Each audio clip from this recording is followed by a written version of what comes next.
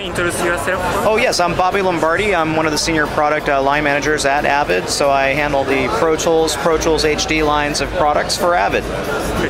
Nice to meet you. Nice to meet you. The first question is going to be, there are right now currently there's a HDX and native Pro Tools HD native, and then box series. The Pro Tools. I was wondering, do you have the plan to develop between the HD native and M box? Because right now, currently, there are no 003, so I feel like there's a huge difference. Yeah, I understand the question. So I think what we have here is the M-Box Pro, and then the next step would be to the HD native. What we do have is a combination of, we like to have the M-Box Pro combined with the Artist series mix. And so as a good replacement for that 003 console series would be the M-Box Pro combined with the Artist mix. It actually makes a really nice pair. That combined with Pro Tools 10 software is actually at the same price point, actually less expensive than what it used to buy this 003 console for. And I think it's a much more modern combination. So this would be a very good product to position as the 003 replacement. I see. So that's the best combination. And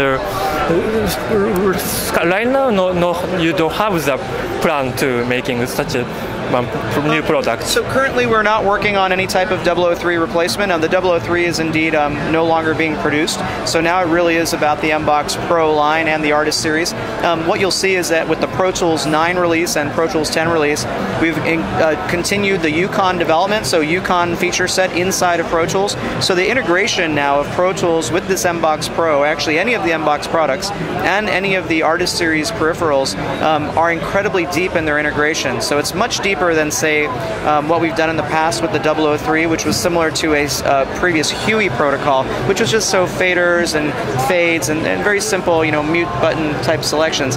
Now you get full plug-in control, and almost everything can be controlled by a fader, by a switch, by a knob. Everything is now possible because of Yukon. So I think users will find that this combination is much more deeply integrated than what we've seen in the past with the 00 console. All right, great. Yeah. Thank you. And the next question is going to be, about the AAX plugin.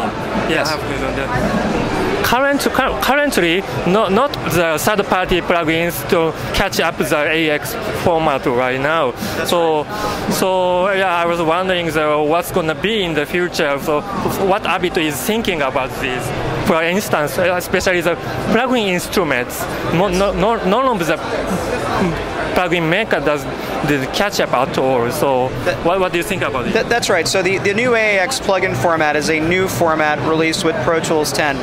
Pro Tools 10 is a transition release in that it does support legacy Audio Suite, RTAS, TDM for the HD systems, as well as the new AAX. So in 10, it's actually okay. Everything will work. What we're trying to do is we're trying to bring all the developers to the AAX platform now, because this will be our transition to the 64-bit version of Pro Tools. So it's very important for us to get all of the developers onto AAX before this release comes out, because when the 64-bit version of Pro Tools is released, only the AAX plugins will function with this version. So at the show, we actually have a number of developers here today showing their AAX versions, and I also expect throughout the year of 2012 to have many more companies bringing their products to AAX as well. The development environment of AAX is actually very similar to RTAS, so it's actually not incredibly difficult to bring these products to the format. But it's exciting to say that it's a new platform for development. AAX is actually quite modernized in that it's a single target now that can support any type of plugin format. So in the past, you would write a separate plugin for Audio Suite, RTAS, TDM. They were all different.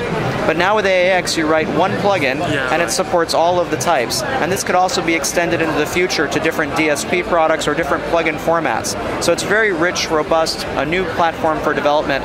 And the results that we're hearing back in the commentary from the third-party developers are that they really are enjoying this new platform. So it's a platform to build on. It's just been released about 3 months ago, and we think 2012 will be a great year for AAX.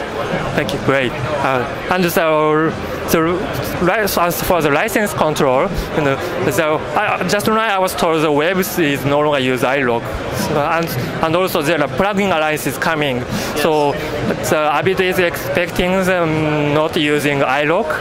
Yes. Well, so there's no requirement to use iLock. I mean, so it's really up to the third-party developers to use whatever copy protection method they choose.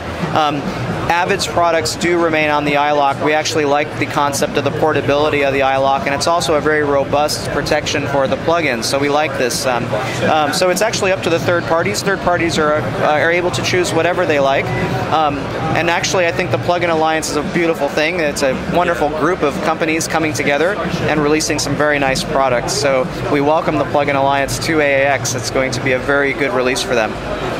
Great, thank you. And the final question is going to be when System 5, System 5. Are you going to make the System 5 updated, because now HDX is coming out, and I was wondering if the System 5 is associated with HDX perfectly. Yeah. Yes. Like a System 6 or something. Well, I understand the question. So, so with the System 5 and HDX, so HDX will indeed be a wonderful Pro Tools engine for the System 5 console. It certainly has the deep Yukon integration that you'd expect with that release. I'm not able to comment on System 6 development of the future, but I mean, certainly we are continuing quite a bit of console development at Avid. But more importantly, the continued development of the Yukon engine or protocol. So Yukon has received several updates these last couple of years, and Pro Tools continues to be deeply integrated with Yukon. So I think what the users will see, existing Yukon users will be very excited to see the number of new features that's part of the integration of Yukon, these control surfaces in Pro Tools. And then new customers that come to the platform who have never tried a control surface with Yukon, I think they will be overjoyed to see how deeply integrated that surface is. Every command, every button, every knob is all assignable to these simple, I would almost call them smart faders or smart knobs, smart buttons, because everything can take on a different function. So HDX absolutely works with all of these consoles in the Avid console line. Okay. Thank you very much. I will say it. It was a pleasure to meet you. Thank you. Have a great show. Thank you. Thanks. Hey, I'm Jeff Komar with Avid, and here to show you some new AAX plugins running on Pro Tools HDX. And we'll start with a couple simple ones here first. Obviously, we've got new channel strip plugin in Pro Tools 10, which is based on the System 5 DSP console. Really great sounding EQ, dynamics, and channel strip processor. We've got a number of new plugins from Softtube, including the Summit emulation of the TLA 100A, right? And everything from Summit is from Softtube is running on AAX DSP and also native. Crane Song has the Phoenix version 2 running in AAX, again both native and DSP, and that's their wildly successful tape emulation plugin. All the models are now consolidated into a single plugin, which is much easier to kind of access. We've got some other new plugins that we're showing on the platform as well, including some reverbs. This one is from Overloud, which is, and do we have Reverb on here? Reverb 2. And this is currently running as an AAX native plugin, so an amazing sounding reverb, version 2 of Reverb running on the platform as well. Let's take a look and see what else we've got here. I'm going to go down to the mix bus, and we've got a plugin called The Glue from Cytomic that's running on AAX DSP, and it's similar to an SSL bus compressor. Really great sounding dynamics processor for 2-bus mastering. We also have some Sonex plugins in the session as well, things like the Oxford EQ and also the Inflator. And these are going to be out very shortly, running on, again, AAX DSP and also native. There's some creative plugins that we're showing now from FabFilter, including Volcano. They have a whole family of really unique EQs, dynamics. This is more of a modulation plugin. You can modulate LFOs and do some really really creative processing. Let's see what else we've got going on here. We have some Trident. This is also in the soft tube family, right? So the Trident A range, Tonelex, also part of the soft tube family. Take a look at a couple other things here. We've got some delays. Let's go to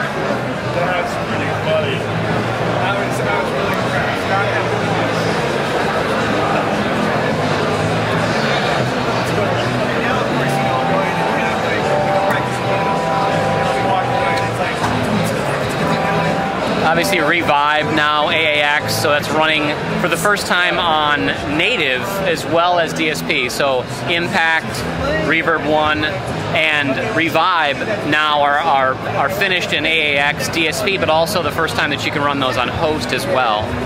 So, sure.